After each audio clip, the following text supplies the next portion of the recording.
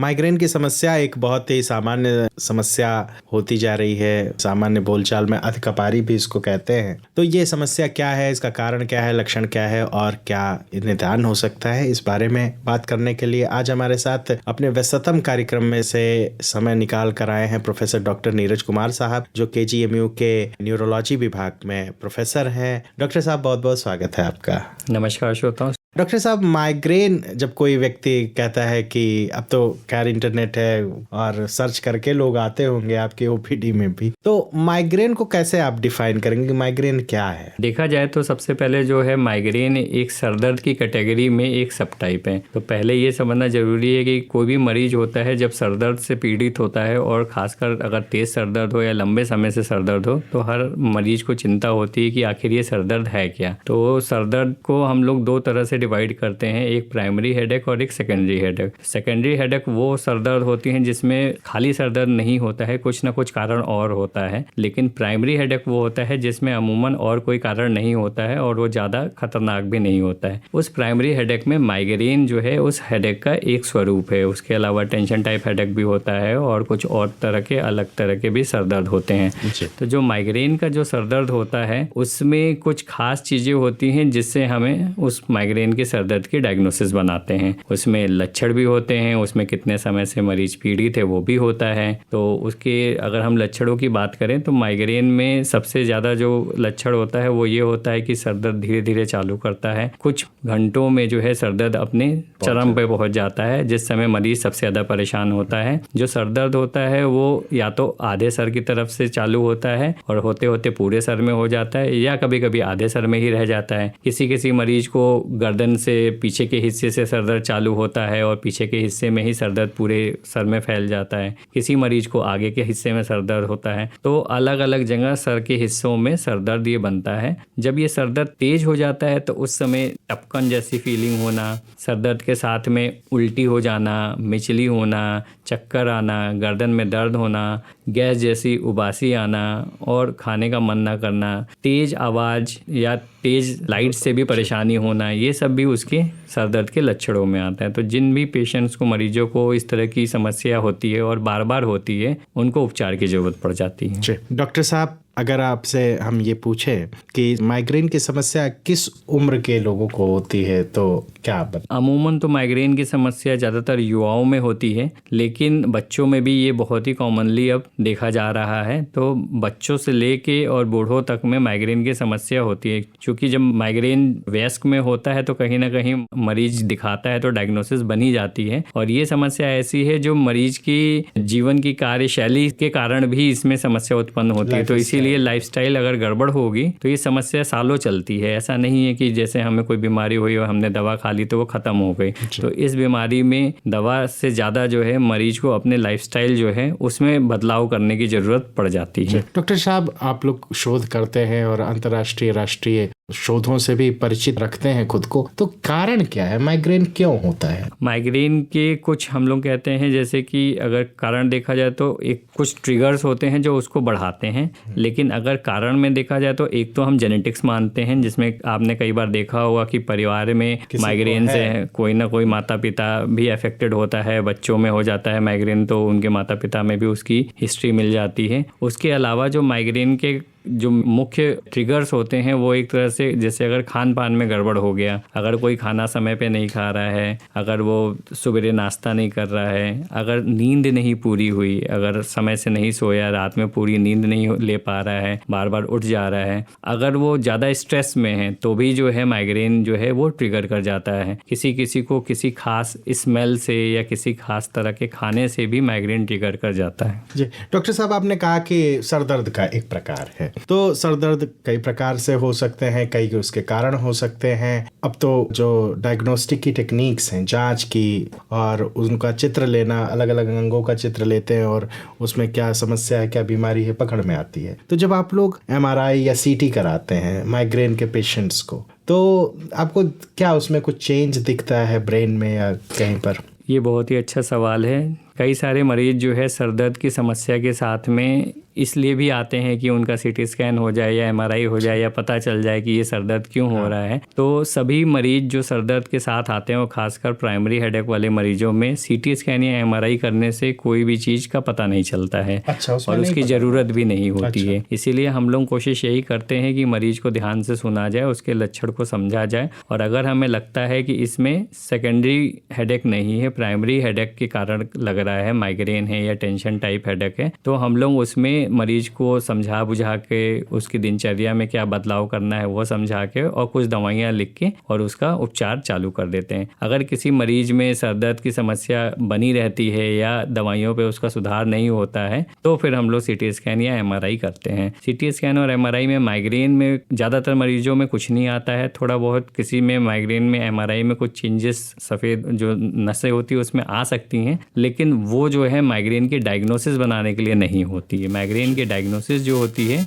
वो एक तरह से कहिए तो क्लिनिकल डायग्नोसिस ही होती है, जो डॉक्टर लक्षण के आधार पे आपको बताता है। जी, बहुत अहम जानकारी आपने दी डॉक्टर साहब। बहुत सारे मिथ हैं, बहुत सारे जो मिथक हैं समाज में होते हैं। कहते हैं कि गैस अगर किसी को बन रही है, चढ़ गई है, तो वो ब्रेन तक जा सकती है, दिमाग तक जा सकती है, क्या उससे भी माइग्रेन हो सकता है? अब ये जो भ्रांति है वो इसी तरह से है, क्योंकि माइग्रेन के अंदर जब माइग्रेन का अटैक पड़ता है तो एक जो उसका सिम्टम होता है वो होता है उल्टी आना या उबकाई आना। तो कई लोग जो हैं जो सिम्टम्स चालू सर दर्द होने से पहले भी इस तरह के लक्षण चालू होते हैं तो वो उसको उसी तरह से रिलेट करते हैं कि पेट में गैस बनी और फिर वो सर पे चढ़ गई, इस वजह से सर दर्द हो रहा है। लेकिन वो कारण उल्टा होता है कि सर दर्द ही जो है वो कारण होता है जिसकी वजह से वो उस समय माइग्रेन के अटैक के साथ में पेट में गैस बनना, उल्टी आना, उबकाई आना, वो उसके लक्षण होते हैं। माइग्रेन भी अगर देखा जाए तो उसमें दो कॉमन तरह के माइग्रेन होते हैं, एक विद ऑरा और एक विदाउट ऑरा। तो विद ऑरा का मतलब होता है कि मरीज को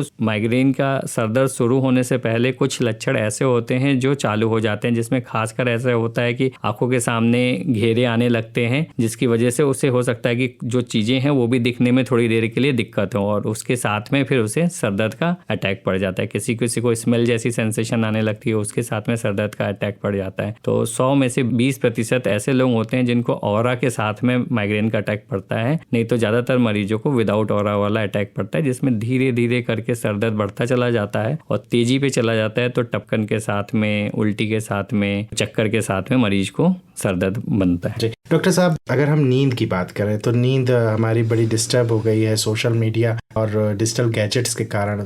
सब कुछ जो हमारी दिनचर्या, जैसे आपने बताया कि लाइफ स्टाइल का बड़ा प्रभाव पड़ता है माइग्रेन और माइग्रेन के अटैक्स पर, और खासकर हमारी जो युवा पीढ़ी है वो तो अक्सर लगी रहती है डिजिटल गैजेट्स पर। तो आजकल आप क्या देख रहे हैं, कितना ये बढ़ा है? क्योंकि आपका तो एक लंबा अनुभव है, आप अगर कंपेयर करें कुछ वर्षों पहले, कुछ दशकों पहले और आज की स्थिति में, तो ये कितना कॉमन हो गया है? माइग्रेन के लिए एक बहुत ही जो महत्वपूर्ण ट्रिगर है वो है नींद गड़बड़ होना। और नींद का अभी ये हो गया है कि हम जैसे मानव जो है वो रोबोट की तरह नहीं है कि आप बिस्तर पे गए और आपने जैसे लाइट स्विच ऑफ करी तो आपका तुरंत नींद आ जाएगी। नींद आने के लिए शरीर में भी कुछ प्रक्रियाएं होती हैं, धीरे धीरे मेलाटोनिन का सिक्रीशन होता है। तो इसीलिए कुछ स्टिमुलेंट अगर आप रात में कम नहीं करेंगे तो वो नींद की समस्या आपकी नींद आने में भी रहेगी, और अच्छी नींद आने में जो नॉन REM और REM जो स्लीप होती है वो भी आने में आपको दिक्कत होगी। तो आपको जो ध्यान रखना है, एक तो यही रखना है कि रात के समय में ज़्यादा जो डिजिटल स्क्रीन वाली चीज़ें हैं, टैबलेट हो गया, लैपटॉप हो गया, स्क्रीन वाला मोबाइल में हो गया, उन सब चीज़ों से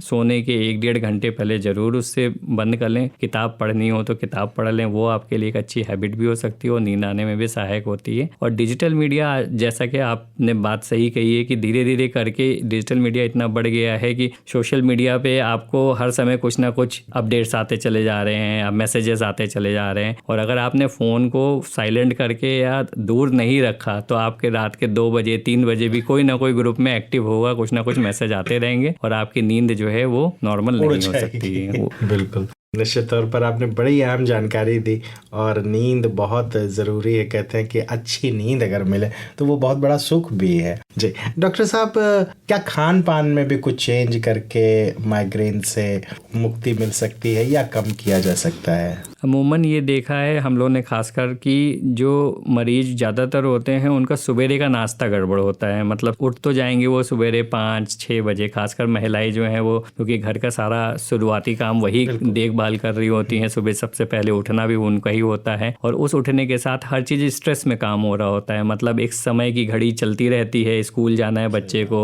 हस्बैंड को ऑफिस जाना है, खुद भी ऑफिस जाना है। तो कहीं ना कहीं उस स्ट्रेस के साथ में बिना खाए पिए सबसे ज़्यादा जो अगर कोई काम कर रहा होता है तो वो होती है महिलाएं। और इस चक्कर में जब वो फ्री होती हैं, पूजा पाठ करती हैं, तो पता चला 9-10 बजे नाश्ता कर दिए। खाना खाने में भी पता चला कि वो 3 बज रहा है, 4 बज रहा है, किसी किसी दिन तो नाश्ता भी नहीं हो पाता है। तो सबसे महत्वपूर्ण खाने को लेके अगर कोई ट्रिगर है तो वो नाश्ता समय पे ना कर पाना, और अच्छा नाश्ता नहीं। कभी कभी होता है कि मरीज जो है सिर्फ चाय पी लेता है और उसी को नाश्ता मान लेता है। तो ये नाश्ता आपका सबसे अच्छा होना चाहिए, भारी नाश्ता होना चाहिए, समय पे होना चाहिए। दोपहर में खाने का भी एक समय होता है बायोलॉजिकली, 1 से 2 के बीच में अगर आप खाना खाते हैं तो वो ठीक है, लेकिन उससे ज़्यादा 3 बजे 4 बजे खाने का मतलब जो है वो फिर आपका खाना लेट हो चुका है। और जितना बड़ा गैप नाश्ते और खाने के बीच में होगा उतने ज़्यादा चांसेस होते हैं माइग्रेन, जिनमें अटैक पड़ने की संभावना ज़्यादा होती है, उनमें वो अटैक जो है नाश्ते और खाने में गड़बड़ से ही होते हैं। खाने में जो प्रकार है उसके हिसाब से तो किसी किसी को कोई खाना सूट नहीं करता है जिसमें स्मेल ज़्यादा होती है, या किसी किसी को कॉफ़ी से सर दर्द हो जाता है, किसी पर्टिकुलर ड्रिंक से सर दर्द हो जाता है। तो उन चीज़ों को जो मरीज आइडेंटिफाई कर ले कि हाँ इससे मेरे को खाने से सर दर्द अटैक पड़ जाता है, वो चीज़ और अवॉइड कर सकता है। नहीं तो बाकी समय पे खाना खाए और ठीक से खाना खाए तो उसे सर दर्द नहीं होगा। जी डॉक्टर साहब, अब चलते चलते बस ये जानना चाहेंगे कि क्या इलाज है इसका, क्या आपका स्टैंडर्ड प्रोटोकॉल है कि ऐसे जो पेशेंट हैं उनको किस तरह ट्रीट आप लोग करते हैं? हम लोग पहले तो कोशिश यही करते हैं ये पता करने के लिए कि वो माइग्रेन की कैटेगरी का सर दर्द है कि नहीं है। जब हमें ये लगता है कि लक्षण से कि ये माइग्रेन की कैटेगरी का सर दर्द है तो हम लोग जो है उसको देखते हैं कि वो एपिसोडिक माइग्रेन में है या क्रॉनिक माइग्रेन में है। एपिसोडिक माइग्रेन में होता है कि कुछ कुछ दिनों के लिए सर दर्द होता है, महीने में 3-4 बार सर दर्द होता है, लेकिन बाकी समय मरीज को सर दर्द की समस्या नहीं रहती है। और जब एक बार माइग्रेन का अटैक होता है तो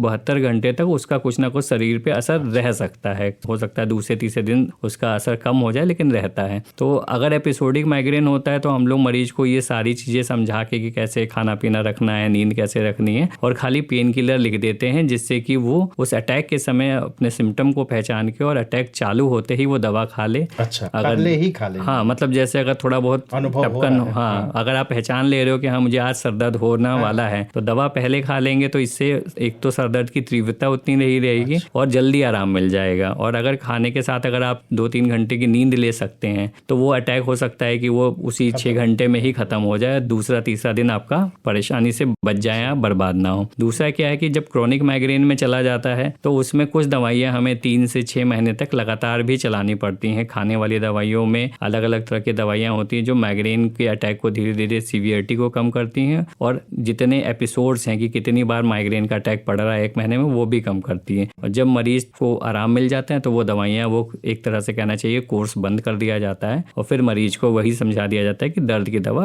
आवश्यकता अनुसार जब जरूरत लगती है तो आप खा सकते हैं। तो इस माइग्रेन का उपचार जो है वो देखा जाए तो मरीज के ही हाथ में है। अगर वो उन ट्रिगर्स को पहचानने लगे, लक्षण को पहचानने लगे और उनको कंट्रोल कर ले, जिसमें कि लाइफस्टाइल, खाने पीने से, नींद से रिलेटेड बहुत सारी चीजें हैं, तो उसको माइग्रेन की समस्या से बहुत हद तक मुक्ति मिल जाएगी। बस डॉक्टर साहब एक और जिज्ञासा मन में है कि क्या माइग्रेन से चलकर कुछ और भी जो न्यूरॉन्स की समस्या या न्यूरोलॉजिकल समस्या, स्ट्रोक या और भी कुछ समस्या आगे चल के उत्पन्न हो सकती है? माइग्रेन के साथ देखा गया है कि जिसमें ऑरा होता है या वैस्कुलर टाइप में उसमें होता है, इस्चीमिया होने की संभावना रहती है और स्ट्रोक की संभावना बढ़ती है, लेकिन वो तब है जब आप उसको बिल्कुल नज़रअंदाज कर देते हैं तो है। तो इसीलिए ये ज़रूरी है कि आप माइग्रेन के लिए एक तो उचित समय पर सलाह लें, उसका उपचार करें और सजग रहें। जी डॉक्टर साहब, बहुत बहुत धन्यवाद। आपने बहुत विस्तार से माइग्रेन, इसके कारण, इसके लक्षण, इससे जुड़े जो भ्रांतियां हैं, मिथ्स हैं, उन पर प्रकाश डाला और उनको समाप्त भी किया। आप आकाशवाणी के स्टूडियो आए, आपका बहुत बहुत धन्यवाद।